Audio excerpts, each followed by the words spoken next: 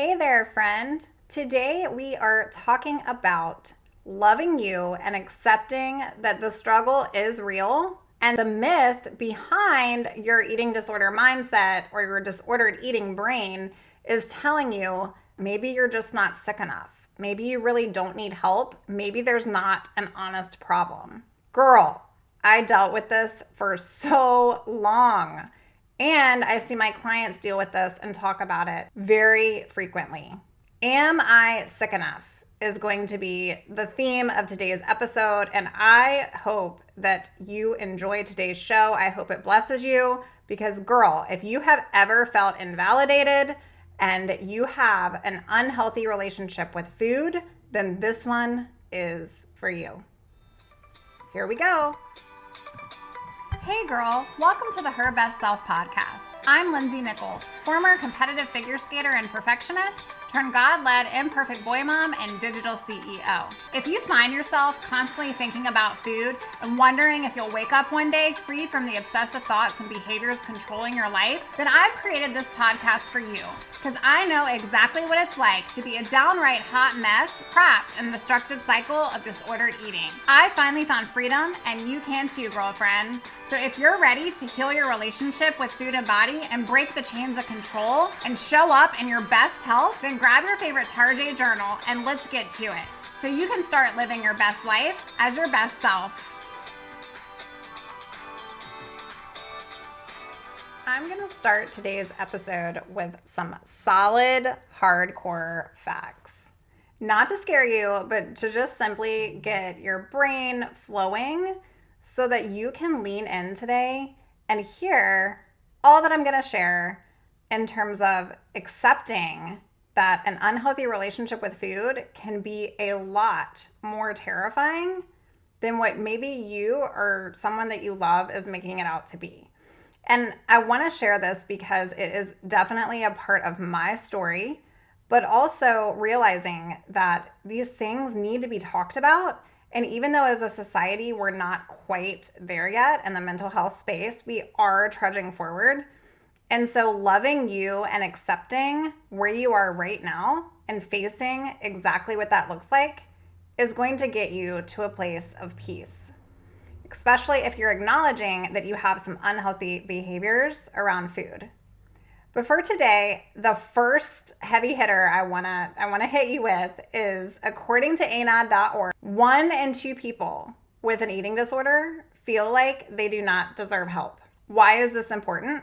Because maybe you've felt invalidated. Maybe you haven't been clinically diagnosed with an eating disorder. Maybe you aren't even sure that you experience disordered behaviors. In fact, there are so many people that don't seek help simply because they don't know that they have a problem. Maybe you aren't skinny. Maybe you're overweight. Maybe you're at a normal weight. And so every time that you go to the doctor and they weigh you and they don't say anything about your weight, you just think, okay, well, I must be fine. I'm not sick enough because somebody would have called out that I had a problem with food, and clearly I don't because I weigh around an okay BMI. Like, I'm fine. Everything's fine. The truth is that eating disorders, they don't have a look. There's no standard. And so today's show and episode is extremely important, and it's on my heart because the eating disorder mind is going to tell you that you're never sick enough. Friend, sick does not mean appearance. Or sick does not mean looking sickly. No one is fully immune to eating disorder behaviors. No one is immune to have an eating disorder disrupt their life and their path and their journey.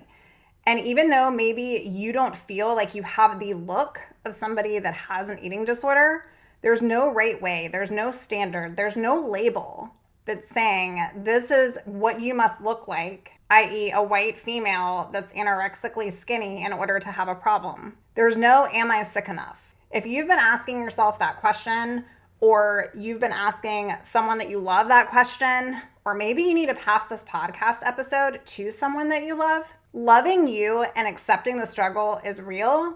And even asking yourself, I couldn't possibly be sick enough, that is number one red flag, and that you are worth so much more than feeling like you're not sick enough. So no matter your size, girl, no matter your weight, no matter your BMI, you are sick enough if you have an unhealthy relationship with food and your body. Eating disorders, they don't have a look. And maybe others think or have even shared with you that you can't possibly have an eating disorder because, well, I mean, you are like them, or you're in the same size pants, or they've seen you eat a meal, or XYZ, you name it. Like, I've heard all the things. Eating disorders are mental illnesses. And while the DSM-5 is going to base much severity around weight and BMI, although they are, I believe, going to be making changes soon, the truth is that an eating disorder is a mental illness. And if you do your research and you tap into many things that are out there for support, you will see that while food and physical results in terms of having a physical illness, i.e. losing a bunch of weight or gaining a bunch of weight or being able to see somebody's physical state of appearance may be a result for somebody that has an eating disorder, it isn't always the case. And friend, that is what makes eating disorders so scary. They don't discriminate. And this means that you literally can be walking next to someone in the grocery store who has their cart full of stuff and you have absolutely no idea that they've restricted their foods, or that they're not planning on eating any of it and they're going to purge it all up, or that they're going to sit there and eat all night and then feel crappy about themselves the next day, and they're going to go on and on and on and have this struggle and relationship with food and their body, and they're never going to feel like they can get over it, and they're not going to find freedom because they don't feel like they're small enough to need help. You can still have a very serious and a extremely unhealthy food relationship and be underweight, overweight, or at a healthy weight. You can be normal. You guys can't see me right now, but you can be normal in society's standards and in society's eyes. But even if you feel others have it worse than you, and I can share an experience with you guys, and that was one thing that I wanted to share today as I prep for today's episode. But no matter what, if you feel like you have some unhealthy behaviors around food, if you're constantly restricting your food, or maybe you're over-exercising, or maybe you are swapping out certain things all the time, constantly looking at calories, trying to determine how spot on your macros look, maybe you're skipping carbs at night, or you're fasting, or you're doing different things to manipulate your diet, and then you feel ashamed, or you're constantly chronic dieting, and then you feel ashamed, and then you're trying to do something differently. The fact of the matter is that's an unhealthy relationship with food. Okay, so nowhere does it say that you have to have a feeding tube down your throat to quote unquote be serious enough or to be sick enough to need help and support. That is a lie.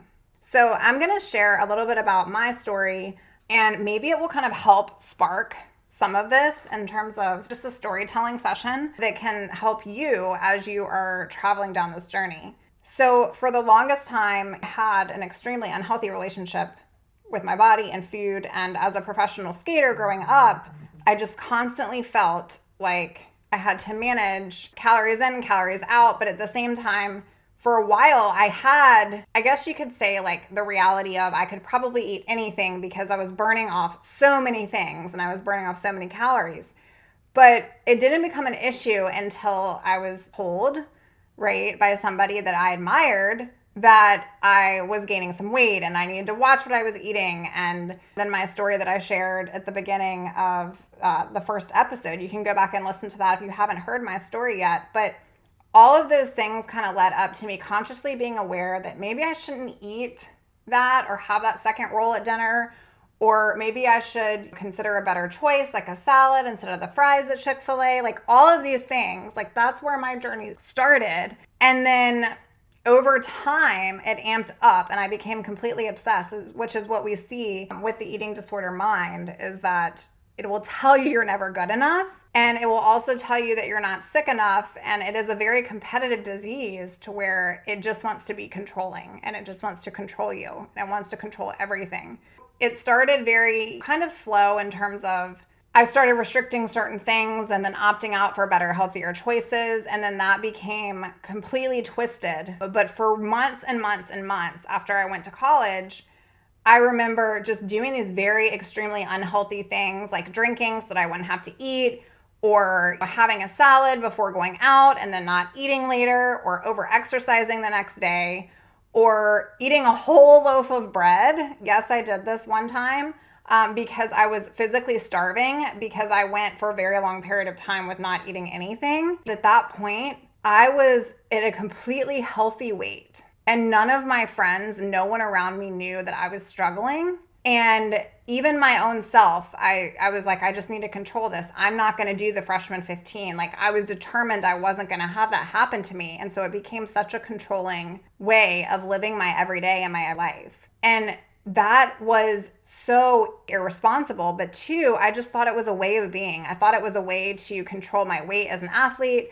I thought it was a way to control my weight as I was getting older, and also as a way to explore other things that I could do outside of over exercising, or the fact that I wasn't able to go to the rink as much as I wanted to. So I was trying to find ways to navigate that difference in my body. And when I tell you, like, I look back at pictures of myself, like, no one would have ever thought that I was anorexic at that time. No one would have known that I went long periods of time of not eating and then having that self-loath and that guilt and that shame every time I would eat. And no one knew until I physically started dropping an extreme amount of weight. So for around 6 months was probably like the worst of my restriction and of my eating disorder behaviors. And I was spiraling, and no one knew. And even myself thought, this must be normal and what I have to do because society's standards are so high for me. And so I will tell you right now that while it is extremely, extremely important that we do find help for ourselves if we're experiencing unhealthy relationships with our food, you do not have to be anorexic. You do not have to be skinny. You do not have to have certain labels on you in order to deem sick enough or in order to feel like you can reach out for support. I will tell you that no amount of sick enough is going to matter in your mind. The disease is just going to get worse and worse and worse. So as I talk about the beginning of that story, I will tell you towards the end of the story, I mean, this was roughly a very long period of time in my life where it just got out of control, but no one knew until they could physically start seeing signs, okay? And then one day I passed out in the bathroom, and even myself, I physically in my mind made a story up in my mind, right, that I stayed out too late the night before and I had too much to drink, and therefore that's why I blacked out in my shower. And this is to not sound triggering, but this is just to tell you that the brain is such a powerful weapon, right? What we feed it is what it feeds into our life and what we believe and these perceptions. And when we have this false sense of belief that we have found comfort in our identity of control from disordered eating and the secret, then we can carve out all of the truths that are in all actuality the main culprits of why we're in our current circumstance. And so I say that to say the truth was that I had restricted my food so far down to a level that my body could not physically function, and I passed out. The truth was not that I had too much to drink the night before, but I was still in my own mind of thinking, I'm not sick enough. This is not a problem. I'm okay. Like, I do not need to be hospitalized. I'm still functioning. I'm still getting A's in school. And so I just constantly continued to push harder and harder. Here's the truth. Eating disorders, they do not discriminate, which means you are not immune. You can still have a very serious and unhealthy food relationship, and it can start with small changes that become more and more obsessive over time. And even if you are, quote, normal in society's eyes, you can be struggling and you can be extremely unhealthy. So if you feel that maybe you have these disordered eating tendencies, you likely do, right? If you're listening to my podcast, then I want you to understand you're in the right place. Like, honey, you are home. Eating disorders, they wreak havoc on the brain and the body. They feed lies. We know the devil is a liar, right? But they will feed you lies. I just gave you an example of one in my own personal story.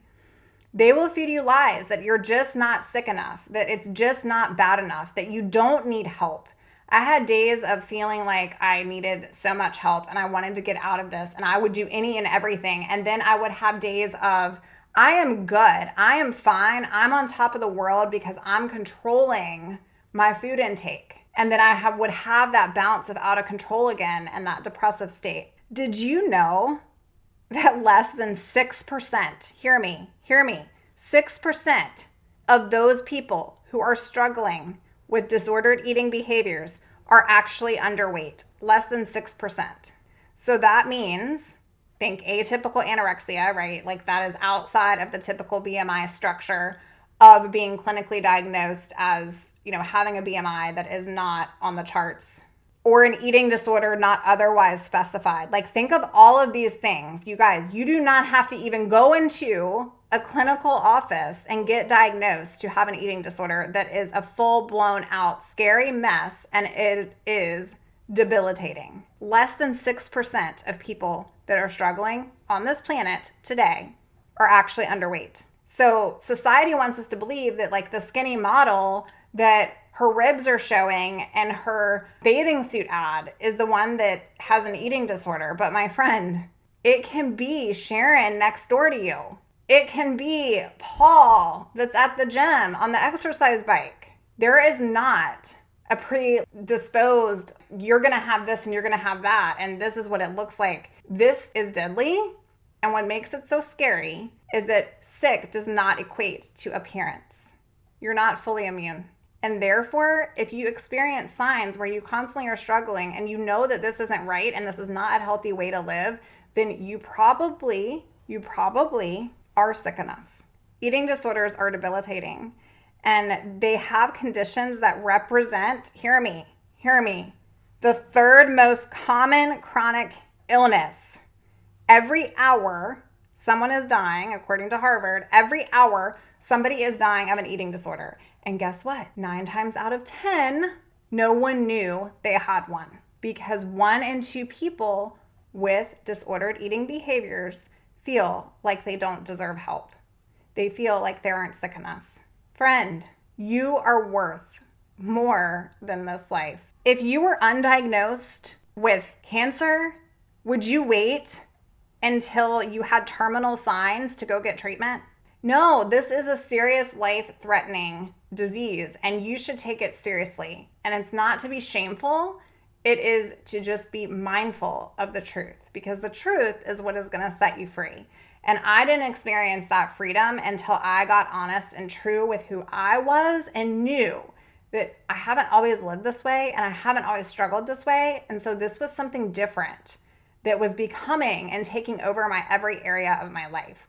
You don't have to be sickly before you can go and get treatment or get help or get support, right? And I feel like there's a big stigma around treatment because you think like hospitalization, and you think, even when you think about alcohol treatment, it's like, I'm going to this facility and I'm going to lock away from the world for months until I can get clean, until I can get better. But it doesn't have to look like that, okay? Maybe you feel like you just have an unhealthy relationship with food and you know this and you want to get better and you need some accountability. I'm your friend. You can email me at info@lindsaynickel.com and I'll get you on the calendar and we can work together in recovery coaching so I can help support your journey to freedom. You do not have to be on your deathbed to have a problem. You can be, right? And I have worked with people who have been struggling for 20, 30 years of their life. And I've also worked with people who were in college who were just experiencing these behaviors. There is no Cinderella slipper to this, okay? There's no trophy. It doesn't just happen to some people and not other people, okay? This is an extreme, debilitating thing, and it's important. It's important. This is hard, and the struggle's real. And the myth that you are not sick enough is a lie. Studies found that early intervention is going to reduce the chances of relapse by 50%. 50%. And beateatingdisorders.com is a great resource. They have some statistics out there, and that's where I pulled some of these today. So you'll want to check it out. But studies have found that early intervention is going to reduce the chances of relapse by 50%. Friend, if somebody had gotten in front of this before I dealt with this for years of my life, I might have been more adept to having conversations. Who knows? I was in my own mind at the time, so maybe not. But I also wouldn't have been such a downward spiral of feeling like it wasn't a problem yet. And so it was almost like I warped into creating it to be an even bigger problem because I sat with the lies between my ears and I developed more and more obsessive behaviors, which then led me down the path of being able to see that physically. For a long time, I struggled and no one knew because there wasn't anything in the physical state to give that away. So what do you do? What do you do if you're in this place where you're constantly questioning, am I sick enough? I feel like I'm not. I have shared with others that I might have an issue with my eating, but no one takes me seriously because they don't feel like I'm sick enough either. And I couldn't possibly have like a mental illness. I mean, this sounds very extreme to what in my mind I feel like I have, right? I just feel like I like to restrict food sometimes, then I like to over-exercise other times, and I feel like I like to purge sometimes so that I can control my weight. And I'm at that age, right, where like I just feel like that's a part of being able to give and take. But the truth is that's a lie. That's a lie. And so if you found yourself feeling like food's an enemy, then it's time to do 3 things. 1, I want you to take note and identify the truth and identify the lie.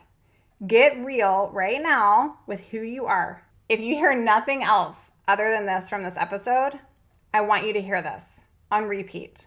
You are worthy. You are worthy of healing. You are worthy of having a relationship of food that does not feel hard. You are worthy with loving and accepting your body and truly adoring life as it should be lived. You're worthy.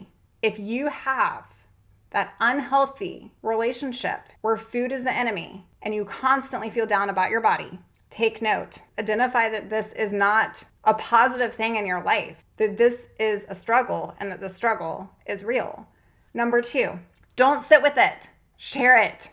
I know that can be hard. I spent years of my life in my own secret, and I honestly thought that for years of my life, I was the only one that knew about it. I've shared in a previous episode about my mom and how my mom saved my life outside of God in my life. But there were so many people that came to me and I pushed them away. And I was like, you don't know what you're talking about. And I don't have any problems. And you're just jealous. And all of these things in my life that I still feel a lot of hurt from because I cause pain to other people. But I will tell you, you have, I'm sure, one person in your life and your circle that you trust. And if you don't, please send me an email because I will be that person for you. Reach out to that person and share with them what you're struggling with. Share with them how you're feeling, some of the behaviors that you're doing, and just have a genuine conversation. Talk to them about what you're experiencing. And then I just want you to leave it there. What you share is on you. That is step number 2, reaching out for support, reaching out for accountability and sharing it with somebody. But this part of the step is not to experience necessarily that in return from that person. Okay. And what I mean by that is, let's say you share your heart about what you're struggling with your parent or your best friend, and they blow you off. Friend, I want you to hear me say this as well. Some people do not know how to handle other people's pain because it's an expression of their internal pain as well that's coming out in response. If I had shared some of this with some of my friends during that time, they probably would have laughed at me, or they would have told me that I was crazy, or they would have told me that it's everybody diet, not have validated or heard me. So if that happens, I want you to know that the part of this step that's important is that you've shared this. And then thirdly, I want you to get support. I want you to get a coach. I want you to get help from somebody who knows how to help and support you. This is by no fault of the close people in our lives. But eating disorders are extremely, extremely complex. And it's important that the person that is helping you through this process and this journey and to get into a path of freedom and peace understands what they're dealing with. Because it's not just a matter of go eat a burger, right? It's a matter of working through these false identities and breaking these chains little by little that you have put on top of your heart that have become your new normal and have left you as a prisoner in your own body and with your relationship to food. If you are feeling like you're just not sick enough and that you aren't skinny enough or you don't have the look to have an eating disorder, and what is disordered eating anyways, and am I sure that's even something that I'm dealing with? I want you to know that this is part of the mindset that is telling you this so that you can stay safe in this cocoon and not combat it and not overcome it and not change. Take note, identify the truths. Don't just sit with it. Tell someone that you trust. Get support and a coach. And finally, I want you to know that you are a new creation. You are the light. You are more than a conqueror. The truth, girlfriend, is going to set you free. And I hope today that you have heard this message and that you can share it with somebody. You're sick enough if you're here listening to me. And sick does not have to be bad. Sick does not have to be sickly. You deserve accepting and loving you. And since this month we're all about loving, let's start with ourselves. Start with you. Love on you. You deserve help. And you deserve to experience life honoring good habits that are going to embrace a new identity. So before we close out today's show, I want to hear from you. If you've been listening to this podcast for a couple episodes now, would you do me a favor and let me know what you want to hear?